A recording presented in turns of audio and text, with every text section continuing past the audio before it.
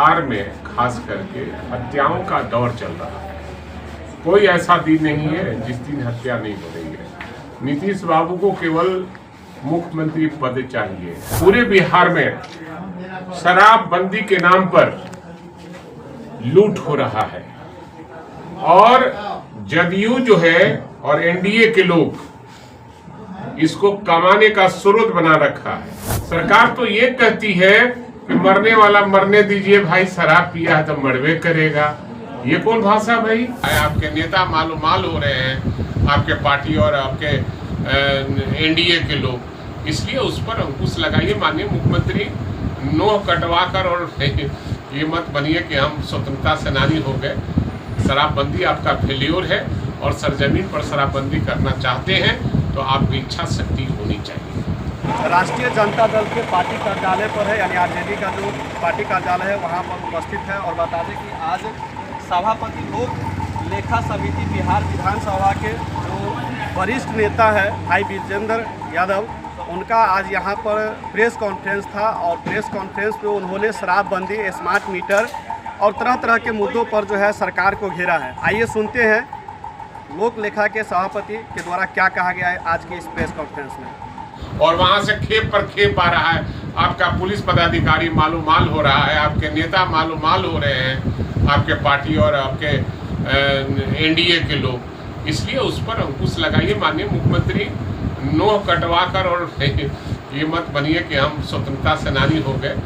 शराबबंदी आपका फेल्योर है और सरजमीन पर शराबबंदी करना चाहते हैं तो आपकी इच्छा शक्ति होनी चाहिए। कई जिलों का दौरा था, क्योंकि लोक लेखा समिति के हम सभापति के हैसियत से 10 जिलों का कार्यक्रम था, सरकारी कार्यक्रम है।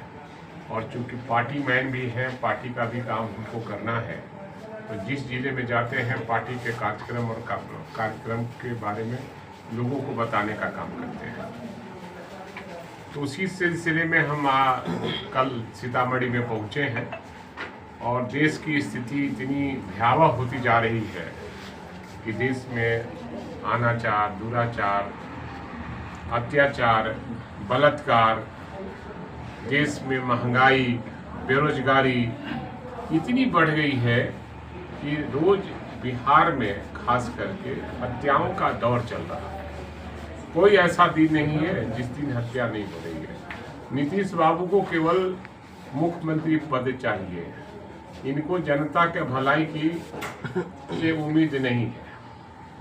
चाहे वो शराबबंदी का मामला हो, हम उस दिन गवाह हैं। हम लोग जब शराबबंदी का मामला चल रहा था, शराब बंद करने के लिए मामला चल रहा था, तो हम भी उनके साथ थे। ज्वाइंट हम लोगों ने बंद कराने का काम किया, लेकिन नीरा जो चीज है उसको शुरू करने का हम लोगों ने दिया था कि भाई उसको शुरू किया जाए। उन्होंने घोषणा भी किया, लेकिन आज किस कदर से पूरे बिहार में शराबबंदी के नाम पर लूट हो रहा है और जदयू जो है और एनडीए के लोग इसको कमाने का स्रोत बना रखा है और अपने पार्टी के खाते में पैसा उनका जा रहा है। शराब माफियाओं का मिली भगत है उन लोगों से। और बिहार में केवल कागज पर बंद है, लेकिन इन लोगों की मदद से, सरकार की मदद से शराब माफियाओं का बोलबाला है। आज पूरे बिहार में, चाहे वो सिवान की स्थिति हो, छपरा की स्थिति हो, मुजफ्फरपुर की हो, कई जिलों की ऐसी घटनाएं घटी है जो सैकड़ों से ज्यादा लोगों की मौत हो गई है, आंख भी गई है जहरीले शराब पीने से। लेकिन सरकार टुकुर टुकुर देख रही है और न कोई कार्रवाई कर रही है। सरकार तो ये कहती है कि मरने वाला मरने दीजिए भाई, शराब पिया है तो मरवे करेगा। ये कौन भाषा भाई? आप मुख्यमंत्री हैं बिहार के, और बिहार के मुख्यमंत्री को इस तरह का भाषा का प्रयोग नहीं करना चाहिए। जनता मालिक होती है और जनता आपको तो चुनाव लड़े नहीं। आप लड़े 80 में चुनाव जीते, 85 में चुनाव जीते, 80 में नहीं जीते। 77 और 80 में तो आप चुनाव जीते नहीं। आप 85 में चुनाव जीते और 89 में एमपी बन गए। उसके बाद एक आध बार MP बने, उसके बाद आप विधान परिषद राज्यसभा में जाते रहे। जनता को मर्म को आप जानते नहीं हैं। और हमारी पार्टी चाहती थी कि शराबबंदी पूर्ण रूपेण हो। आज जो स्मैक का कारोबार चल रहा है, ये सरकार के देख रेख में चल रहा है। आज नौजवानों की उम्र जो है 25 से 30 साल हो गई है। स्मैक आप जहां जाइए चौक चौराहे पर स्मैक बिक रहा है। आखिर ये पुलिस का क्या कर रही है, सरकार क्या कर रही है? और हमको लगता है कि सरकार की मिली भगत से और सरकार के माननीय मुख्यमंत्री के आजू बाजू बैठने वाले लोग ये सब शराब पीते हैं। आखिर शराब आता कहाँ से है?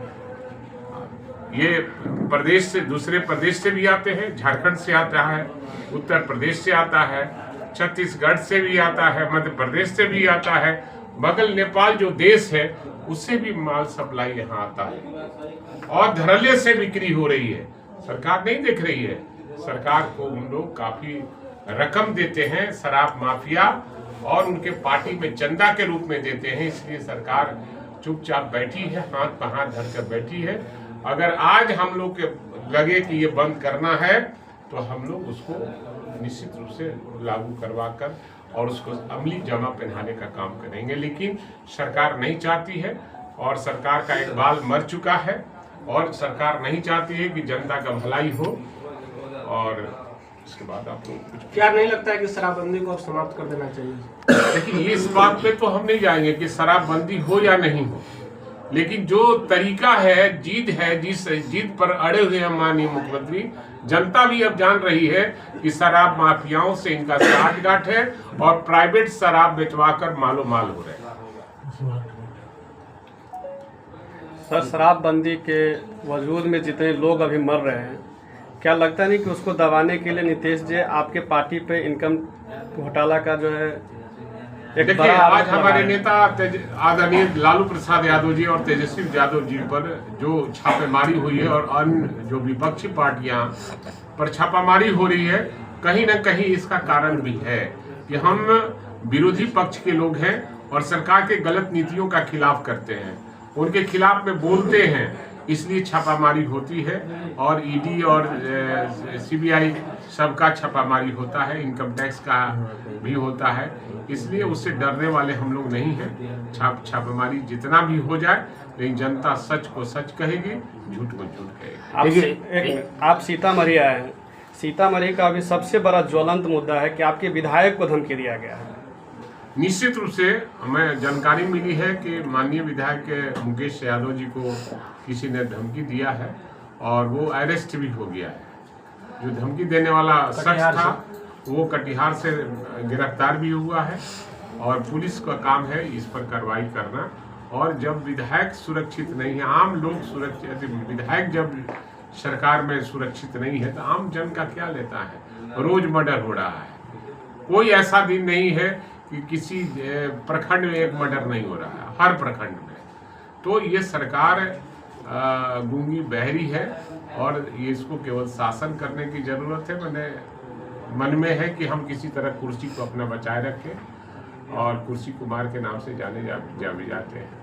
देखिए सर, एक मेरा सवाल है कि अभी बाढ़ सीतामढ़ी के 4 वर्षों के बाद आई, लेकिन इतने दिनों से पहले जो मात्र साल भर पहले पुल बनी थी बांसपट्टी में, नानपुर में पुल बुरी तरह से ध्वस्त हुआ। क्या आप 1-2 पुल की चर्चा नहीं करें, कई दर्जन पुल जो है बिहार सरकार ने जो बनाया था वो ध्वस्त किया। कितने पुल तो बन रहे हैं और ध्वस्त होते जा रहे हैं। तो कहीं न कहीं एस्टीमेट घोटाला है और एस्टीमेट घोटाला बड़े पैमाने पर हो रहा है और जनता के गाढ़ी कमाई का ये पैसा है, किसी सरकार का नहीं होता है पैसा। हम आप जो टैक्स देते हैं उससे सरकार चलती है, सरकार का वेतन भोगी जो लोग हैं उसको वेतन मिलता है और विकास के कार्य भी होते हैं। इसलिए सरकार अनसुनी कर रही है। जनता जिस दिन जग जाएगी ये लोग अपने नहीं सर, आप लोग विपक्ष में है तो इसके आवाज उठाए सर। आवाज तो हम लोग उठा ही रहे हैं, आपके माध्यम से आज भी उठा रहे हैं। और जब घटना घटी थी तो हमारे नेता तेजस्वी प्रसाद यादव भी प्रेस कॉन्फ्रेंस करके बजाते, उन्होंने काफी कुछ कहा था और सरकार की कमियों को गिनाने का काम किया था। लेकिन हम एक बात से जरूर ये करते हैं कि जो गोदी मीडिया है, मोदी मीडिया है, वो इस बात को नहीं चलाता है।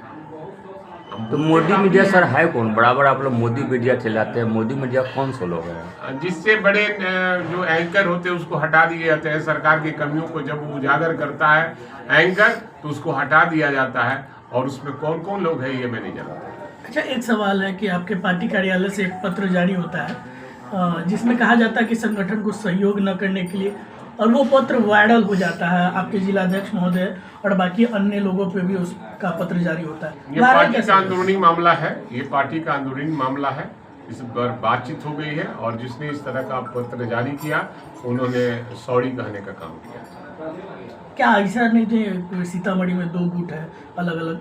नहीं, हमारी पार्टी में कहीं गुटबाजी नहीं है और पार्टी तरीके से चल रही है। और पार्टी के नेता का आदरणीय लालू प्रसाद यादव और तेजस्वी यादव, इसके अलावा कोई नेता नहीं।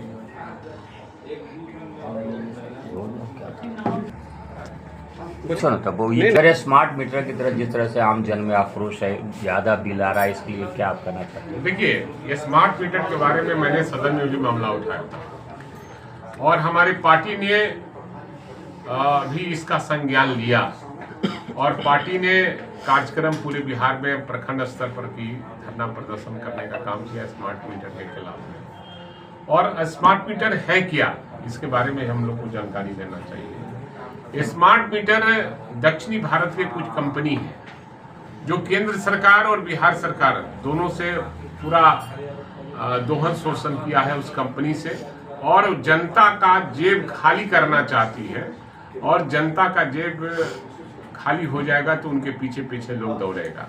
इसलिए इसको हमारे नेता तेजस्वी प्रसाद यादव ने संज्ञान लिया है कि हम इसको स्मार्ट मीटर को नहीं लगने देंगे, और जनता को भी जागरूक किया है कि आप इसका विरोध कीजिए और हम लोग इसका विरोध करें। तो इसी तरह खबरों को देखने के लिए आप फेसबुक पर देख रहे हैं तो फॉलो कर लीजिए, यूट्यूब पर देख रहे हैं तो चैनल को सब्सक्राइब कर लीजिएगा और बगल के बेल आइकन घंटी को जरूर दबा लीजिएगा। फिलहाल इस वीडियो से मैं विदा चाहता हूँ संजीव, धन्यवाद।